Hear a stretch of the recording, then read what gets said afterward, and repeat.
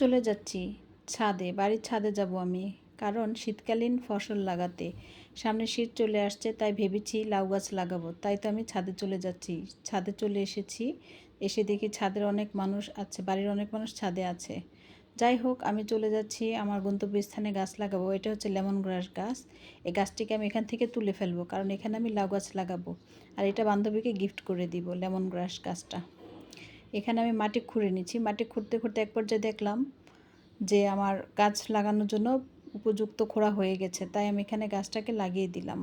গাছটাকে লাগিয়ে দিয়েছি। দেখুন লাউ গাছগুলো কত সুন্দর, মোটা মোটা ডগা। আপনারা কেউ লোভ দিয়েন না, কারণ আমার গাছের ফলন তাহলে ভালো হবে না।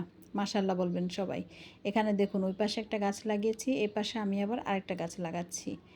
এখানে মাটি খুঁড়ে এই গাছটাকে আমি লাগিয়ে দিলাম, এই যে লাগিয়ে দিচ্ছি।